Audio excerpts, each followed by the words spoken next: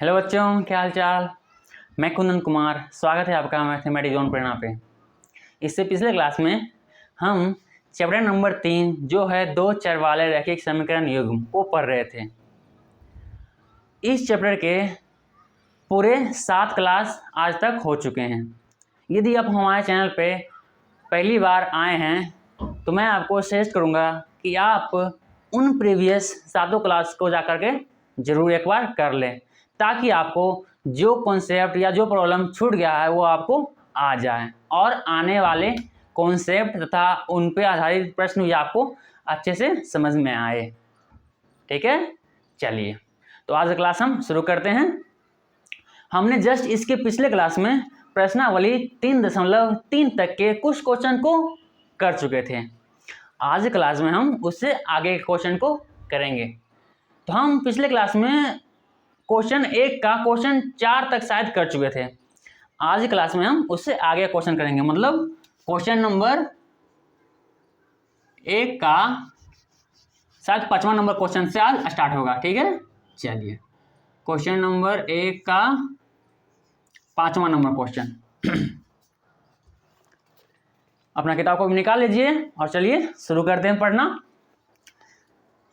प्रश्नावली 3.3 के एक क्वेश्चन नंबर 5 में जो समीकरण दिया गया है हमें 2x प्लस √3y बराबर 0। दूसरा समीकरण है √3x माइनस √8y बराबर 0।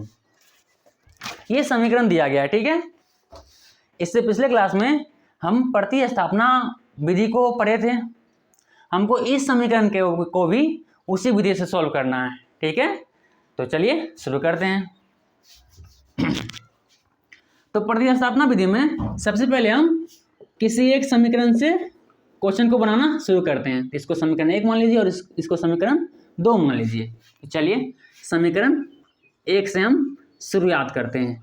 यदि आपको प्रतिस्थापना विधि से कैसे बनता है कोई भी समीकरण, उसमें आपको दिक्कत हो रहा है तो आप मेरे पिछले क्लास को जा करके एक बार जरूर देख लें, तब आप करके आप इस क्लास को देखें, क्योंकि जस्ट उसके बाद ही ये क्लास हो रहा है। तो आपको पिछला क्लास देना जरूरी है, तभी आपको आगे अच्छे से समझ में आएगा। चलिए शुरू करते हैं। समीकरण 1 दिया गया हमारा है √2x प्लस √3y बराबर 0। तो प्रतिस्थापना विधि में इसमें 2 चर इस समीकरण में, तो हम इन दोनों चरों में से किसी एक चर को रखना है, इसका वैल्यू निकालना है। ठीक है, एक चर को इस साइड रखेंगे और बाकी सारे पद को हम बराबर कर दूसरी ओर भेज देंगे। तो चलिए शुरू करते हैं। √2x और देखिए √3y ये क्या है, बराबर की इस ओर प्लस में है, बराबर की दूसरी ओर जब जाएगा तो क्या हो जाएगा, माइनस में। जैसा कि हम आपको कल भी बताए थे कि सरलीकरण का ये फंडामेंटल लॉ है कि यदि जो इधर प्लस में रहा बराबर के दूसरी ओर जाएगा तो क्या हो जाएगा, माइनस में। यदि ये माइनस में रहा बराबर के दूसरी ओर जाएगा तो प्लस में जाएगा, और इधर गुना में रहा बराबर के दूसरी ओर जाएगा तो वो भागा में हो जाएगा, और यदि ये भागा में रहा बराबर के दूसरी ओर जाएगा तो ये क्या हो जाएगा, गुना में हो जाएगा। इसको आप ध्यान में जरूर रखिएगा, तभी आपको पता चलेगा कि बराबर के जब दूसरी हो जाएगा कब माइनस में होगा और कब प्लस में होगा, कब भागा में होगा और कब गुना में होगा। ठीक है, चलिए यहाँ पे क्या है, √3y है, इसको क्या करना है, बराबर को हमको दूसरी ओर भेजना है। तो क्या करना है हमको, देखिए इधर प्लस में बराबर की दूसरी ओर जाएगा, क्या हो जाएगा, माइनस √3y। ठीक है, चलिए अगला स्टेप करते हैं। x बराबर, देखिए x भी देखिए √2 के साथ क्या है, गुना में है। हमको x का मान यहाँ रखना है और सारे पदों क्या करना है, बराबर के दूसरी ओर भेजना है। तो क्या करना है हमको, √2 को भी हम दूसरी ओर भेजेंगे। तो इस साइड गुना में है x के साथ √2, दूसरी ओर जाएगा क्या हो जाएगा, भागा में हो जाएगा वो। तो माइनस √3y बटे ये कितना हो जाएगा, √2। इसको मान लीजिए समीकरण 3। अब क्या करना है, समीकरण 3 का मान समीकरण 2 में रखेंगे। हम समीकरण 3 का मान समीकरण 2 में ही क्यों रखेंगे, क्योंकि समीकरण 3 को हम समीकरण 1 से ही तो डिराइव किए हैं। तो एक तरह से बोल सकते हैं कि समीकरण 3 जो है समीकरण एक का ही एक रूप है जो थोड़ा सा और सिंप्लीफाई करके लिखा गया है, ठीक है। तो समीकरण 3 को समीकरण 2 में रखेंगे, इसलिए समझ में आया। चलिए समीकरण 3 को समीकरण 2 में रखने पर, या इसको बोल सकते हैं में रखने पर, या इसको कह सकते हैं प्रतिस्थापित करने पर, प्रतिस्थापित करने पर। चलिए समीकरण 2 हमारा क्या है पहले वो देख लेते हैं। √3x माइनस √8y बराबर 0, ठीक है। इसमें हमको x का मान रखना है, समीकरण 3 को रखना है मतलब x का मान रखना है। चलिए x का मान यहाँ पे है, इसका वैल्यू पुट कीजिए समीकरण 2 में। √3 तो यही हो जाएगा, देखिए गुणांक के साथ x के साथ, तो यहाँ पे गुणांक के साथ होगा। x का मान यहाँ कितना है माइनस √3y बटे √2, ब्रैकेट क्लोज कीजिए और फिर ये समीकरण लिखिए माइनस √8y बराबर 0। ये हमारा आ गया। आगे इसको सॉल्व करते हैं। देखिए √3 गुने √3, आप लोग जानते हैं कि रूट के अंदर यदि जोड़ा संख्या रहे तो क्या होता है, रूट से वो बाहर आ जाता है। इसका सॉल्यूशन क्या हो जाएगा, √3 अंदर कुछ नहीं रहेगा तो एक रहेगा, तो एक का वैल्यू गुना है तो एक का तो अपने आप आ जाएगा, एक से बाहर, एक गुना एक भी कीजिएगा तो बात सेम ही है। तो एक हमेशा अपने आप क्या आता है, रूट से बाहर आ जाता है। तो कितना क्या वैल्यू 3, मतलब जैसे ही रूट के अंदर जोड़ा में कोई संख्या आने लगे तो वो क्या होता है, रूट से बाहर आता है, उसके ऊपर से रूट हट जाता है।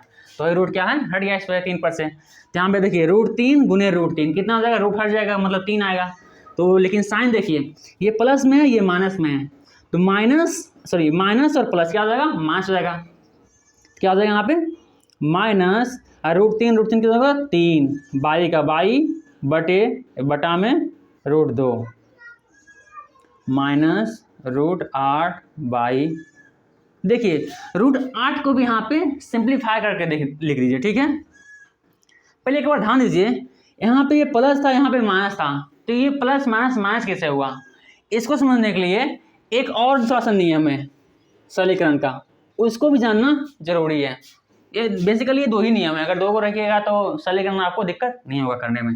देखिए क्या है, यदि इधर माइनस और गुने प्लस हो जाए तो क्या हो जाएगा, ये माइनस हो जाएगा, और यदि प्लस गुने माइनस हो जाए तब भी ये क्या हो जाएगा माइनस, और यदि माइनस गुने माइनस हो जाए तब भी क्या हो जाएगा ये प्लस। अगर माइनस गुने माइनस हो जाए तो क्या हो जाएगा प्लस, और यदि प्लस और गुने प्लस रहे तो भी हो जाएगा क्या प्लस। इस चैप्टर में इन दोनों जो बेसिक नियम है बोल सकते हैं, इसका इस्तेमाल बहुत ही ज़्यादा होने वाला है। तो प्लीज़ इसको अपने ध्यान में जरूर रखिएगा, आपको क्वेश्चन में कहीं दिक्कत नहीं होगा, हर चीज़ आपको समझ में आएगा, पर ये दोनों कॉन्सेप्ट को आपको ध्यान में रखना जरूरी होगा। चलिए इसलिए यहाँ पे देखिए ये प्लस है, इसके आगे कुछ नहीं है, तो क्या प्लस के सामने रहता है, प्लस माइनस देखिए क्या है प्लस माइनस, देखिए माइनस है तो वहीं पे माइनस में 3y आया है। चलिए अब √8 को भी सिंप्लीफाई कीजिए। देखिए √8 को हम लिख सकते हैं 2 गुने 2 गुने 2, 2 4 2 8 लिख सकते हैं 8। अब देखिए आप लोग जानते हैं कि रूट के अंदर जब भी जोड़ा में रहे तो क्या होता है, वो रूट से बाहर आ जाता है, अंदर कितना बचा, एक रूट बचा इतना, मतलब √8 को हम 2√2 भी लिख सकते हैं। तो चलिए यहाँ पे ये वैल्यू लिखते हैं बराबर 0, यहाँ पे हम क्या लिख सकते हैं 2√2, ठीक है। √8 को ही हमने 2√2 लिखा यहाँ पे, इस वाले को ही 2 अंतिम में क्या है बाई, तो बाई। अब इसको हम आगे सॉल्व करते हैं। अब देखिए ये क्या आ गया हमारा, बाई दोनों में आ गया है। अब बाई का वैल्यू यहाँ से आ जाएगा, इसको थोड़ा सॉल्व कीजिए। सॉल्व करने के लिए हम क्या करते हैं, पहले इसको उतार लेते हैं ऊपर, अच्छे से फिर सॉल्व करते हैं। -3y/√2 और है -2√2y बराबर इधर 0। चलिए इतना है, इसको हम सॉल्व करते हैं। क्या आएगा देखिए, इधर बटा में कुछ नहीं है तो एक मान लीजिए, एलसीएम लीजिए, कितना हो जाएगा √2 को कितना बार पढ़ेंगे कि √2 आ जाए, एक बार, तो ऊपर क्या होगा, एक मल्टीप्लाई हो जाएगा, तो -3y हो जाएगा ये माइनस। अब देखिए एक को कितना बार पढ़े कि हमको √2 आ जाए, तो √2 बार पढ़ेंगे, मतलब √2 क्या है, ऊपर में मल्टीप्लाई हो जाएगा, तो 2 गुने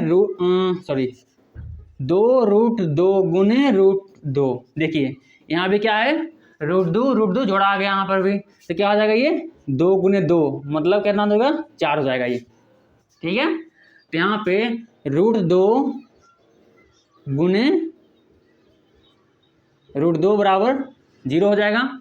अगला स्टेप में आप इसको लिख सकते हैं -3y और माइनस ये y यहाँ पे छूट गया था, कितना हो जाएगा, इसका वैल्यू कितना आ जाएगा यहाँ पे 4, तो हम लिख सकते हैं इसको 4y। अब इसको मिटा देते हैं, 4y और ये बटे में क्या है √2 बराबर 0। कितना देखिए -3 और -4y, ये माइनस माइनस में है, तो जब माइनस माइनस में होता है तो डिजिट तो मतलब अंक तो जुटता है, पर साइन क्या होता है, साइन चेंज होता है, क्योंकि ये माइनस में है, गुणाम नहीं है। यदि यही माइनस और गुने माइनस में रहता तब क्या है, ये प्लस बन जाता, पर यहाँ ध्यान से देखिए ये प्लस में यानी माइनस प्लस में, ठीक है, मल्टीप्लाई में नहीं है, गुणाम नहीं है, इसलिए यहाँ पे प्लस साइन नहीं होगा, अंक जुटेगा पर साइन सेम ही रहेगा, ठीक है। चलिए तो -7y बटे √2 बराबर 0 हो जाएगा यहाँ पे। अब देखिए -7y √2 को बराबर के दूसरी ओर भेजिए, इधर क्या है भागा में √2, बराबर के दूसरी ओर क्या जाएगा, क्या हो जाएगा 0 गुणाम हो जाएगा √2। अब देखिए 0 के साथ कोई भी संख्या जब गुणाम होता है तो अपने आप वो 0 बन जाता है, इसका वैल्यू क्या हो जाएगा, ये 0। अब अगला सॉल्व कीजिए, आगे सॉल्व कीजिए, y का मान हमको निकालना है, तो -7 को भी क्या है, हमको बराबर की दूसरी ओर भेजना है, तो -7 इधर क्या है, y के साथ गुणाम है, तो बराबर के दूसरी ओर जाएगा, क्या हो जाएगा, वो 0 के साथ भागम हो जाएगा, तो 0 भागे -7, इसका वैल्यू क्या आएगा हमारा 0, क्योंकि 0 में कितना भी संख्या से आप गुणा नहीं भागा दीजिए वो आपको 0 ही आएगा, ठीक है, कितना भी बड़ी से बड़ी संख्या से आप भागा दीजिए 0 में, वो 0 ही आएगा। तो हमारा y का मान कितना आया है, हमारा 0। अब क्या करना है, y का मान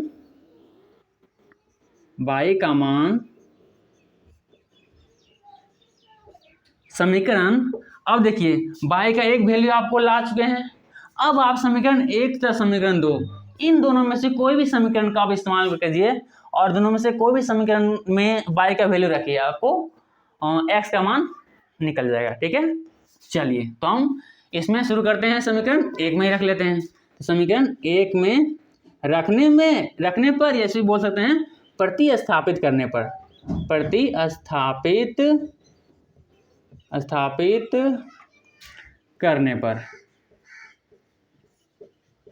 करने पर समीकरण 1 हमारा है इतना x प्लस √3y बराबर 0, √2x प्लस √3।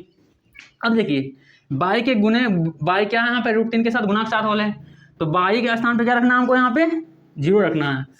देखिए आप अभी आपको बताए हैं कि 0 के साथ यदि कोई भी संख्या गुना हो तो अपने आप क्या होता है, वो 0 बन जाता है।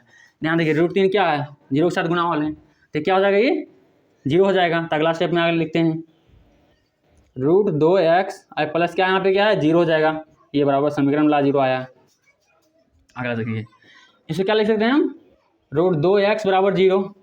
अगला हम देखिए x बराबर हमको निकालना है, √2 देखिए x के साथ क्या है, गुना में है, बराबर के दूसरी ओर जाएगा, क्या जाएगा, वो भागम हो जाएगा, तो ये हो जाएगा 0/√2। अभी हम अपने यहाँ पे आपको बताए हैं कि 0 में आप कोई भी संख्या से भागा दीजिए, आपका वैल्यू 0 ही आएगा, ठीक है। चलिए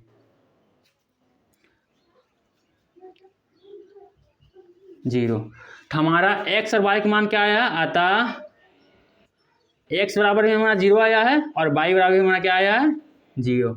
यही हमारा आंसर है, x बराबर 0 और y बराबर 0। चलिए इसको उतार लीजिए। ये हमारा क्वेश्चन नंबर 1 का प्रॉब्लम नंबर 5वां है। चलिए वीडियो रोके और इसको उतार लीजिए, फिर हम आगे के प्रॉब्लम को देखते हैं।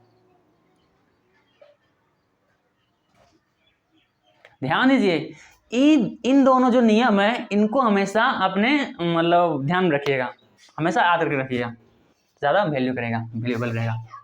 अब क्या करते हैं, इसको मिटाते हैं। अब अगला क्वेश्चन देखते हैं क्या बोलता है। अगला क्वेश्चन भी क्या है, ये समीकरण 5 था, अगला समीकरण क्या है, समीकरण 6। समीकरण 6 को भी क्या है, प्रतिस्थापना विधि द्वारा ही सॉल्व करना है। चलिए उसको भी सॉल्व करते हैं, इसको हम मिटाते हैं। ठीक है, चलिए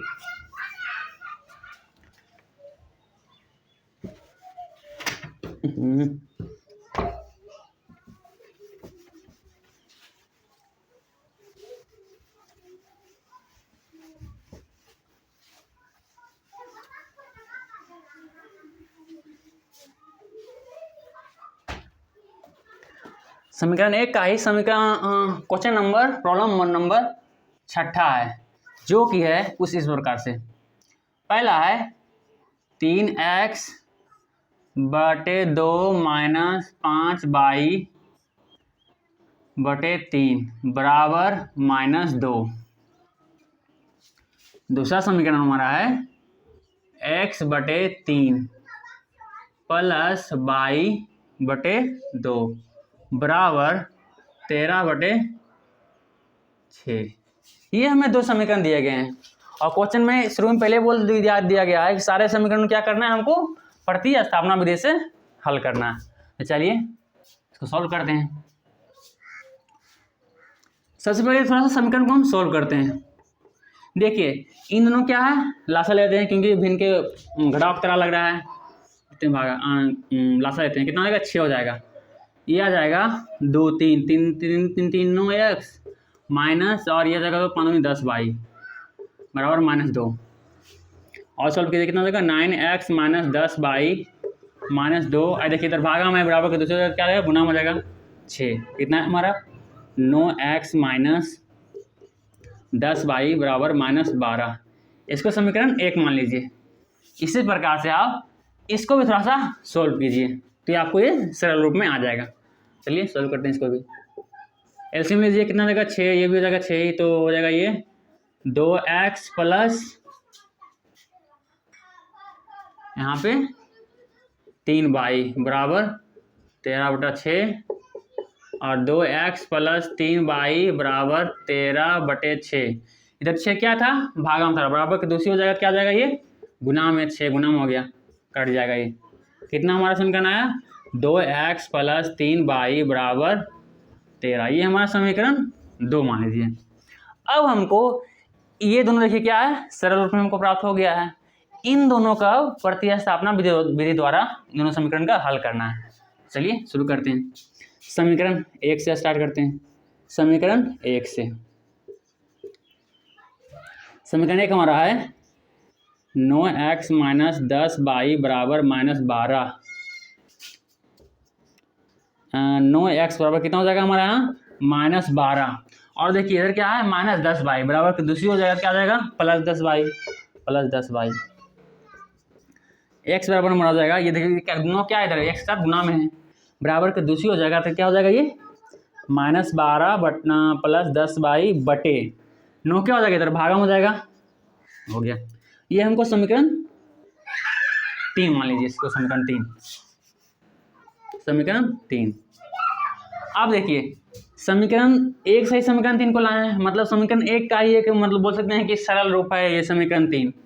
तो समीकरण 3 को क्या करना है, समीकरण 2 में रखेंगे, जिससे हमको कोई एक चर का वैल्यू आएगा। चलिए रखते हैं फिर। समीकरण कितना, समीकरण 2 में समीकरण 3 को रखने पर या प्रतिस्थापित करने पर, जो आपको सही लगे लिख लीजिए, प्रतिस्थापित करने पर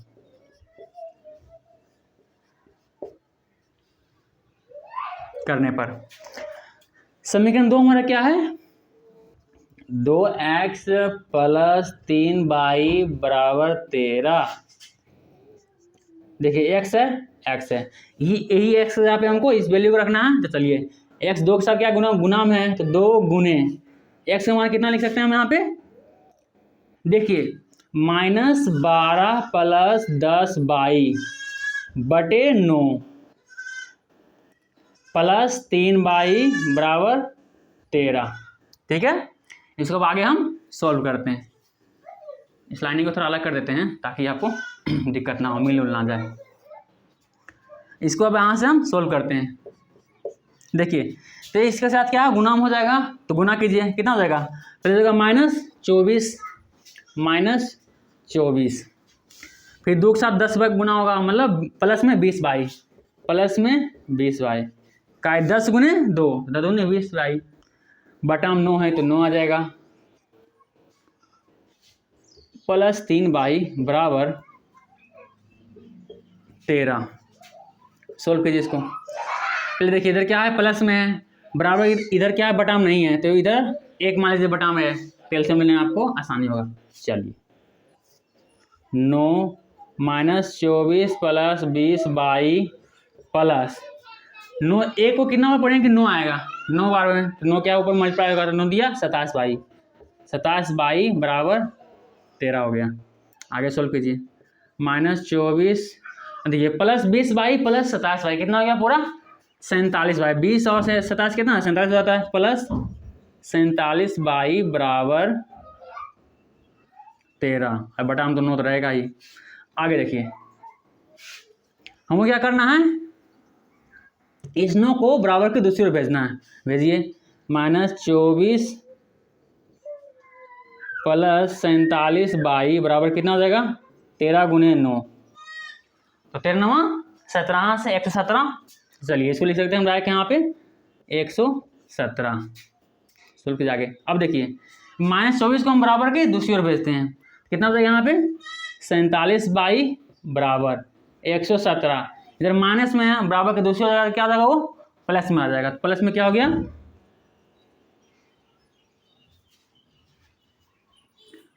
24, कितना है हमारा यहाँ पे 47y बराबर 7 3 हो जाएगा, 7 11 2 1 3 3 1 4 और 1 41, कितना होगा हमारे 3 1 41, बिल्कुल सही। अब हम y का मान निकालते हैं, तो 47 को क्या करेंगे, हमको बराबर के दूसरी ओर भेजना है, क्या करना है 141 बटे 47। देखिए ये कितना बार में काट रहा है, 7 क्या 21, मतलब शायद 3 बार में कट रहा है, आप लोग काटिएगा 3 बार में ये कट जाएगा, अर्थात y का मान हमारा कितना आया है 3, क्योंकि हमारा ये 3 बार में कट गया, 47 दिया 141। अब क्या करना हमको, y का मान समीकरण 1 तक समीकरण 2 दोनों में से किसी एक में रख दीजिए, इसमें भी आपको कैलकुलेशन करने में आसानी हो, उसमें आप रख दीजिए और वैल्यू ला लीजिए। चलिए हम समीकरण 2 में रख लेते हैं, क्योंकि इसका अंक जो क्या है छोटा छोटा है इसके मुकाबले, तो 9 से चलिए करते हैं। y का मान समीकरण 2 में रखने पर समीकरण 2 हमारा है 2x + 3y बराबर 13, 2x + 3, y के सामने क्या रखेंगे हम, y बराबर 3 लाए हैं, 3 रखेंगे, 3 बराबर 13, 2x + 9 हो जाएगा, 3 3 9 13। अब 2x बराबर कितना हो जाएगा, ये देखिए इधर क्या है प्लस में, बराबर के दूसरी हो जाएगा, क्या होगा माइनस में हो जाएगा, 13 - 9, 2x बराबर कितना हो जाएगा, यहाँ पे 4 बचेगा। अब x बराबर क्या हो जाएगा 4 बटे 2, क्योंकि देखिए 2 क्या है इधर x के साथ गुना में, बराबर के दूसरी हो जाएगा, दूसरी हो गया क्या होगा भागम हो गया, कितना बार कटा 2 बार में, मतलब x बराबर 2 आया। हमारा आंसर कितना है, x और y का मान कितना आया है, यहाँ आप लिखेंगे, अतः x का मान कितना है हमारा 2 और y का मान कितना है हमारा 3, यहाँ पे y का मान लाए हैं।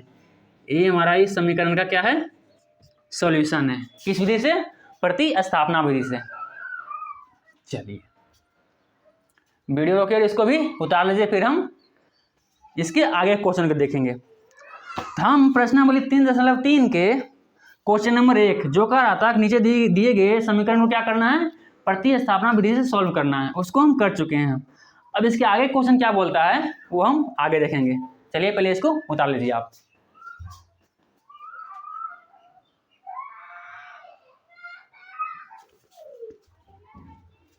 चलिए उम्मीद करते हैं कि आप लोग वीडियो रोक करके इसको अच्छे से उतार लिए होंगे।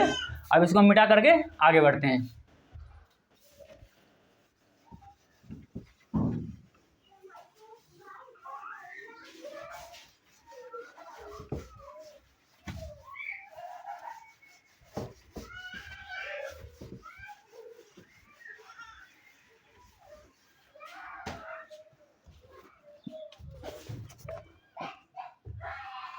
क्वेश्चन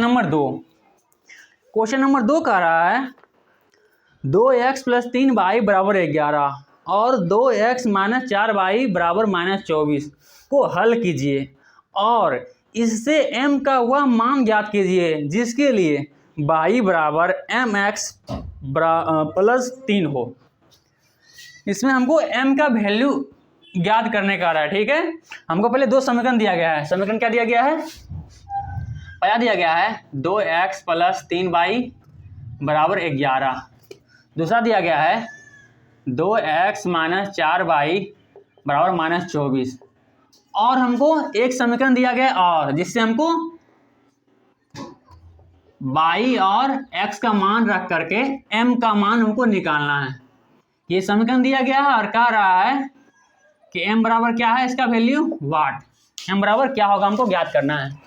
तो हमको x और y इन दोनों समीकरण को सॉल्व करके निकालना है और x और y का वैल्यू इसमें पुट करके m का मान क्या है हमको ये ज्ञात करना है। यही हमें क्वेश्चन नंबर 2 कह रहा है। चलिए इसको हम सॉल्व करते हैं। इसको आप समीकरण 1 मान लीजिए, इसको समीकरण 2 मान लीजिए। तो समीकरण हम 1 से शुरू करते हैं। समीकरण 1 से जो है 2x + 3y = 11, इसको करना है 2x = 11, 3y क्या है प्लस में बराबर की दूसरी ओर ज्ञात क्या हो जाएगा -3y हो जाएगा। फिर 2x, देखिए 2x 2 क्या x के साथ गुना में है, बराबर की दूसरी ओर जाएगा 2 क्या हो जाएगा भागा में हो जाएगा। तो x बराबर 2 क्या हो जाएगा इधर भागा में, यानी 11 - 3y/2। इसको समीकरण सॉरी 2 तो मान ही लिया, समीकरण 3 मान लीजिए, ठीक है। समीकरण 3, अब समीकरण 3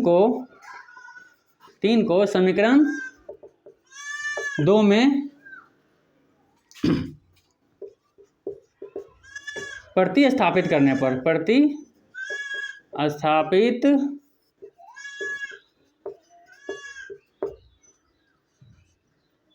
पर चलिए तो करते हैं। समीकरण 2 हमारा क्या है, 2x - 4y = -24, ये हमारा दूसरा समीकरण है।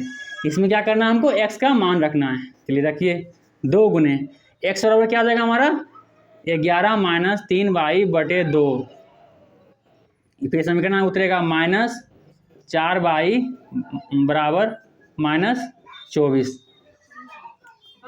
10 मिनट बाद आगे रखना है हमको, क्या करना है देखिए ये क्या है मल्टीप्लाई में है तो 2 से 2 क्या है ये कट जाएगा, आगे बचेगा 11 - 3y - 4y = -24। आगे इसको सॉल्व करना है, क्या हो जाएगा देखिए 11 - 3y - 4y कितना हो जाएगा -7y, क्योंकि माइनस माइनस दोनों में है तो सिंबल सेम है, माइनस माइनस और मल्टीप्लाई में नहीं है। इसका मतलब ये इसका डिजिट क्या अंक क्या है जुट जाएगा पर साइन क्या है सेम ही रहेगा। मतलब 11 - 7y बराबर कितना हो जाएगा -24। अब वो करना है -7y बराबर क्या हो जाएगा यहाँ पे 11, देखिए इधर क्या है प्लस में है क्योंकि बराबर यानी कोई भी संख्या के आगे अगर कुछ ना रहे कोई साइन तो क्या होता है प्लस में होता है, ये माना जाता है, ठीक है। चलिए ये होता है ये, तो 11 क्या होगा बराबर का दूसरी क्या होगा माइनस में हो जाएगा, तो पहले से -24 है और इस 11 को हम बराबर की दूसरी ओर भेजें, मतलब क्या हो जाएगा माइनस प्लस है तो माइनस हो जाएगा, कितना हो जाएगा इतना। तो -7 y बराबर कितना हो जाएगा, -24 और -11 कितना हो जाएगा, -35। अंक सेम यानी साइन सेम है तो अंक जुटेगा और साइन सेम ही रहेगा। अब क्या है, इसको सॉल्व करते हैं। -7y बराबर आया है -35। सॉल्व कीजिए। बाई बराबर देखिए इधर क्या है, बाई क्या है, बाई 7 है, -7 गुना में बराबर के दूसरी हो जाएगा तो -7 क्या हो जाएगा, भागम हो जाएगा। तो -35 -7 माइनस माइनस समाप्त हुआ, 7 × 5 = 35, मतलब बाई का मान हमारा कितना आया है, 5। अब देखिए बाई का मान हम 5 ला लिए हैं। अब क्या करना है हमको, बाई का मान समीकरण किसी में भी, एक में, दो में, जो आपको इजी लगे, जिसमें भी आपको कैलकुलेशन करने में इजी लगे उसमें आप रख लीजिए। जब भी किसी एक चर का वैल्यू हमको प्रॉपर फिक्स पता हो जाए तो हम दोनों में से किसी में भी एक का उस चर का मान रखेंगे, दूसरे चर का मान हमको निकल जाएगा। तो चलिए हम समीकरण 1 में ही रखते हैं। समीकरण 1 में रखने पर तो समीकरण 1 हमारा क्या है, समीकरण 1 है हमारा 2x + 3y बराबर 11। बाई का मान रखना है, मतलब 2x + 3 गुने बाई का मान कितना है, 5, तो 5 बराबर 11। आगे 2x + 15 बराबर 11, 15 ये हो गया ना, 2x। अब देखिए 15 क्या है, प्लस में, बराबर की दूसरी हो जाएगा, क्या हो जाएगा, माइनस में, तो बराबर 11, इधर क्या हो जाएगा, -15। ठीक है, चलिए अब हमारा क्या आया है, 2x बराबर कितना हो जाएगा, ये माइनस में है 4, x बराबर कितना आ जाएगा हमें, अब देखिए -4 है, 2 के देखिए क्या है, इधर क्या है, गुना में x के साथ, बराबर की दूसरी हो जाएगा, क्या हो जाएगा, भागम हो जाएगा, तो -4/2 कितना कटेगा, कितना आएगा आंसर हमारा, -2। ये हमारा x का वैल्यू क्या आ जाएगा हमें, -2। अब यहाँ पे लिखेंगे अतः x का मान हमने कितना लाया है, -2, इन दोनों समीकरण को सॉल्व करने के बाद, और बाई का मान हमारा क्या आया है, 5। अब हमको इन x और y का मान इस समीकरण में रख करके हमको m का वैल्यू ज्ञात करना है। तो चलिए रखते हैं इसमें और ज्ञात करते हैं। अगर नहीं है तो इसका कुछ क्या है, इसका कोई नाम मान लीजिए आप। तो समीकरण 3 तक तो नाम मान चुके हैं, इसको समीकरण 4 मान लीजिए आप, समीकरण 4। तो लिखिए अब x तथा y का मान समीकरण 4 में रखने पर, 4 में रखने पर हमें क्या है, m का वैल्यू आ जाएगा। चलिए समीकरण हमारा है y बराबर mx + 3। ठीक है, चलिए y का मान हमारा कितना है, 5, तो y के स्थान पे 5 रखेंगे, बराबर m का वैल्यू m, x का मान कितना हमारा है, -2, तो -2 + 3 जो है उतार देंगे। इसको सॉल्व कीजिए। 5 बराबर कितना हो जाएगा, -2m + 3 कितना हो गया। अब ध्यान दीजिए आगे कीजिए। अब क्या करते हैं हम, -2m, इस 3 को क्या है, बराबर को हम इस ओर लाते हैं, इधर क्या है, प्लस में, बराबर की दूसरी ओर इधर आया, क्या हो जाएगा, माइनस में आ जाएगा, तो जाएगा 5 क्या है, प्लस में, इधर हो जाएगा माइनस में, -3 कितना बचेगा, 5 में से क्या होगा, -3 जाएगा, कितना बचेगा यहाँ पे, 2 आएगा, बराबर -2m। अब देखिए हमको क्या है, m का वैल्यू लाना है, m का वैल्यू लाना है, क्या है देखिए, -2 क्या है, m के साथ गुना में है, अगर कुछ नहीं होता है तो क्या होता है, डॉट में गुना में ही होता है। ठीक है, तो गुना में है, क्या करना है, -2 को हम बराबर के दूसरी ओर लाएंगे, क्या हो जाएगा, ये इधर गुना में, इधर जाके भागम हो जाएगा, तो 2 भागा -2 कट गया, कितना मान यहाँ पे आएगा, 1/1 कर सकते हैं, इसको क्या कर सकते हैं, m, या इसी को हम इस तरह से लिख सकते हैं, -1 बराबर m, मतलब m का मान कितना आया हमें, -1 आया। यहाँ लिखेंगे अतः, फाइनल आंसर लिखेंगे, अतः m बराबर आया है -1।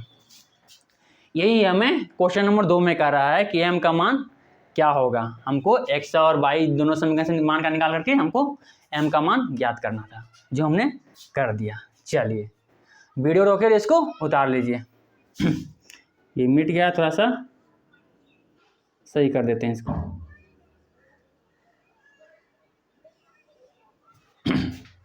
चलिए इसको उतार लीजिए, फिर हम आगे बढ़ते हैं।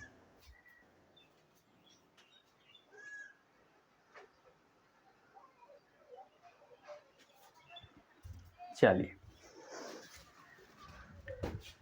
ये हमने क्वेश्चन नंबर 2 को भी कर लिया है, प्रश्नावली 3.3 के क्वेश्चन नंबर 2 को भी पूरा कर लिया है। अब हम इसके आगे क्वेश्चन को देखते हैं। तो पहले इसको हम मिटाते हैं, फिर हम आगे के क्वेश्चन को देखते हैं क्या बोलते हैं।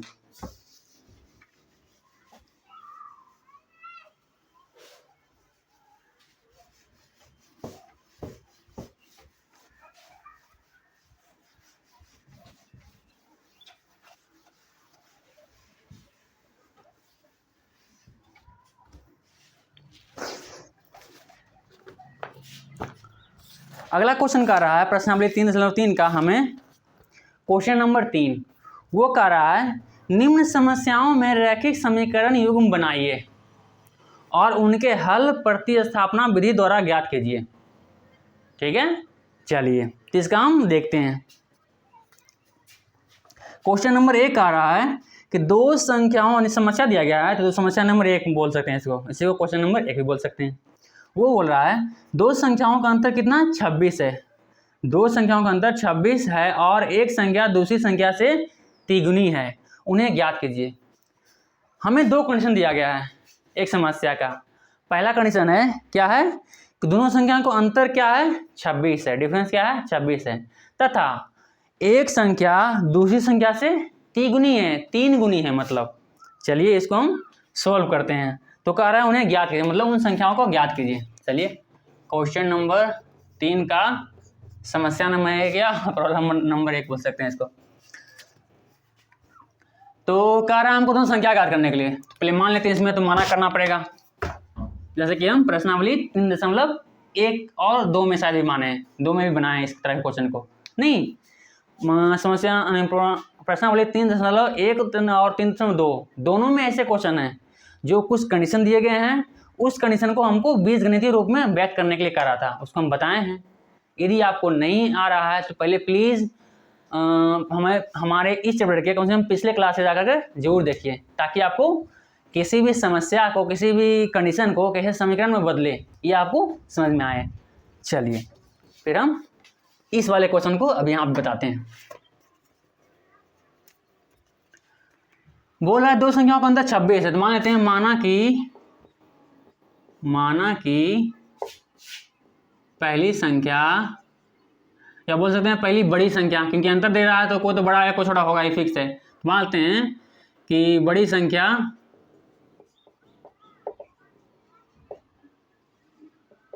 क्या है, x है, तथा दूसरी संख्या क्या है, y है। हम मान लिए हैं कि बड़ी संख्या क्या है, x और दूसरी संख्या क्या है, y। तो प्रश्नानुसार, जो प्रश्न के अनुसार है वो क्या कह रहा है, प्रश्नानुसार पहले स्थिति में, पहली स्थिति लिखते हैं, पहली स्थिति में क्या बोल रहा है, दोनों संख्याओं का अंतर कितना है, 26 है। मतलब x और माइनस y, मतलब x और y का अंतर कितना है, 26 है। देखिए हमने पहली स्थिति से प्रश्न के अनुसार पहला समीकरण लिख लिए हैं, इस समीकरण 1 इसको मान लीजिए। अब हमको दूसरा समीकरण लिखना है, यहाँ लिखिए दूसरी स्थिति। दूसरी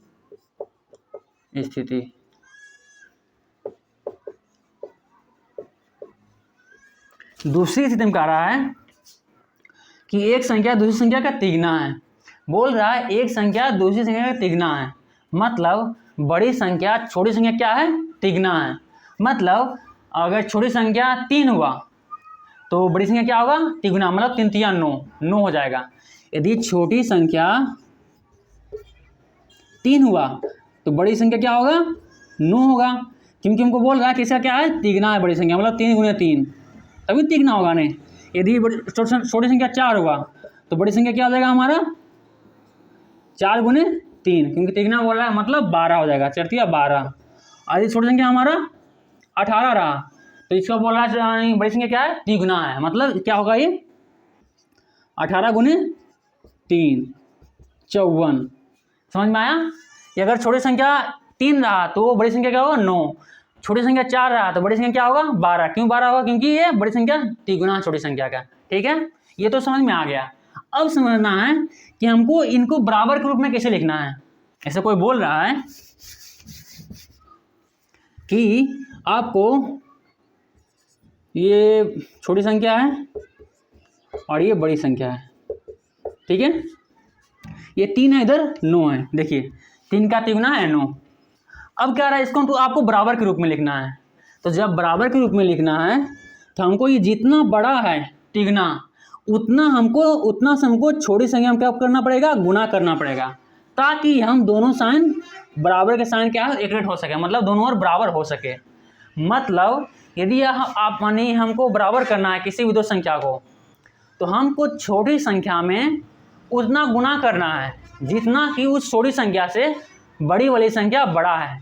इस कंडीशन में देखिए 3 से कितना बड़ा था, तिगुना बड़ा था, इसलिए हमको छोटी संख्या में 3 से गुना किए ताकि हमको बड़ी संख्या प्राप्त हो सके, यानी बड़ी संख्या के बराबर प्राप्त हो सके। ठीक है, छोटी संख्या। तो ये क्या करना है, मतलब क्या होता है छोटी वाली संख्या में क्या होता है जितना गुना होता है उतना हमको गुना करना पड़ता है। तो क्वेश्चन में क्या बोल रहा है, बड़ी संख्या में कितना माने हैं x माने हैं, मतलब छोटी संख्या कितना है y है, मतलब y बराबर x। बड़ी संख्या कितना है x, बड़ी x है, और छोटी कितना है y, और हमको क्या है इसके बराबर करना है। क्वेश्चन में कह रहा है कि बड़ी संख्या क्या है छोटी संख्या का तिगुना है, अर्थात हमको छोटी संख्या में 3 गुना करना पड़ेगा ताकि ये क्या है बड़ी संख्या के बराबर हो सके। तो हमको क्या करना है यहाँ पे 3 से गुना करना छोटी संख्या में। इसको सॉल्व कीजिए, क्या आएगा हमारा 3y बराबर कितना होगा x। इसको भी क्या है समीकरण, इसको इस तरह से लिख सकते हैं x बराबर 3y, क्योंकि 5 + 4 कीजिए या 4 + 5 कीजिए, इसका भी 9 इसका भी 9, और 9 है तो इसको भी इस तरह से आगे पीछे कर सकते हैं। 9 को इधर लिख लीजिए, इसको उधर लिख लीजिए, क्या फर्क पड़ता है, बराबर है तो कोई दिक्कत नहीं होना चाहिए। इसलिए क्या कहें x बराबर 3y बराबर x था तो हम x बराबर 3y कर दिए। इसको समीकरण 2 मान लीजिए आप। अब क्या करना है हमको प्रतिस्थापना विधि से इसको हल करना है, x और y का वैल्यू ज्ञात करना है। यदि x और y के वैल्यू हम ज्ञात कर लिए मतलब हमारा ये बड़ी संख्या और छोटी संख्या भी हमको प्राप्त हो जाएगा। चलिए देखिए, हम प्रतिस्थापना विधि द्वारा क्या करते थे, एक चर को हम एक साइड करते थे, बाकी सारी पदों को हम दूसरी साइड करते थे। इसमें देखिए पहले से हमको एक चर ही एक साइड है, दूसरे और सारे पद क्या है दूसरी साइड है, तो हम क्या करना है बस इसी का इस्तेमाल कर लेना है। तो क्या लिखेंगे यहाँ पे हम, समीकरण 2 को समीकरण 1 में प्रतिस्थापित करने पर, ठीक है, प्रतिस्थापित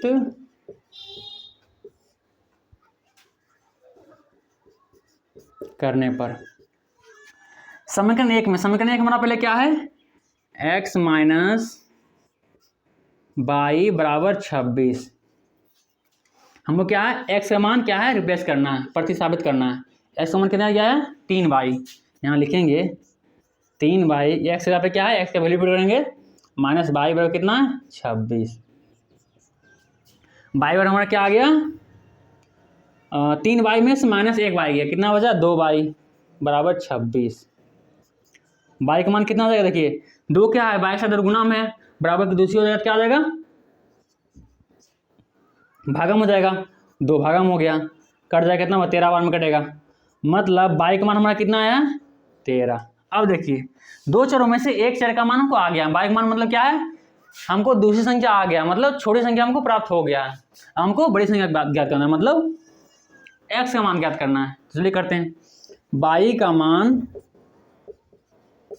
मान समीकरण एक चर का वैल्यू क्या है हमको फिक्स आ गया है, तो हमको क्या करना है दोनों में से कोई भी समीकरण में भी इसका मान रखिए, हमको दूसरे चर का मान प्रॉपर आपको आ जाएगा। हम क्या करते हैं इसको समीकरण चलिए 2 में रख लेते हैं। तो समीकरण 2 में रखने पर x हमारा कितना है, समीकरण 2 हमारा है x बराबर 3 बाई x बराबर 3। देखिए बाई के मान हमको यहाँ रखना है, बाई क्या गुणाम साथ 3 के साथ है। अब बाई का मान कितना है, गुणाम है, अब बाई का मान कितना है 13 है, 13 यानी x का मान कितना आ गया हमारा 13 39। तो हमारा x का मान कितना है 39 और बाई का मान कितना है 13। अतः हम कह सकते हैं कि बड़ी संख्या हमारा क्या है, x बराबर बड़ी संख्या मतलब 39 और बाई बराबर छोटी संख्या मतलब 13। यहाँ देख सकते हैं अतः पहली, जैसे बोल सकते हैं बड़ी संख्या जो कि हम x माने थे वो क्या है हमारा 39, तथा दूसरी संख्या जिसे हम बाई माने थे वो कितना है हमारा 13। ये क्या है हमारा आंसर है। तो इस प्रकार से हमने जो दी गई समस्याएं थे उसको हम पहले बीजगणितीय रूप में बदले, फिर उस बीजगणितीय रूप का मतलब उन दोनों समीकरणों को प्रतिस्थापना विधि से सॉल्व किए, जो हमें x और y का वैल्यू दिया, मतलब x बराबर 39 और y बराबर 13। पहला संख्या 39 और दूसरी संख्या क्या है 13। ये हमारा क्वेश्चन सॉल्व हुआ। चलिए वीडियो रोकिए और इसको उतार लीजिए।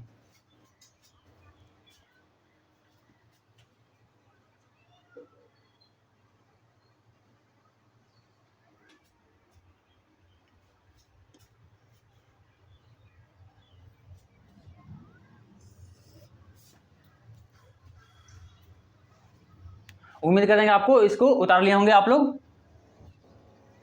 तो आज ये क्लास हम यहीं पे समाप्त करते हैं, और यदि है हमारा प्रयास आपको अच्छा लगा, हम जो समझाएं आपको समझ में आया है, तो प्लीज़ हमारे वीडियो को लाइक और हमारे चैनल को सब्सक्राइब जरूर करें, ताकि इसी प्रकार के कंटेंट आपको आगे भी मिलता रहे। क्योंकि हम इस चैनल पे 10th का बिहार बोर्ड 10th का मैथ्स का पूरे सिलेबस करा रहे हैं, शुरू से वास्तविक संख्या, दूसरा बहुपद, तीसरा दो चर वाले रैखिक समीकरण। ये जो हमारा चैप्टर चल रहा है, चैप्टर नंबर 3 वो हम करा रहे हैं। पहले 2 चैप्टर हो चुका है और आगे भी हम पूरा सिलेबस कवर करेंगे। तो प्लीज़ हमारे चैनल से जुड़े रहें। धन्यवाद।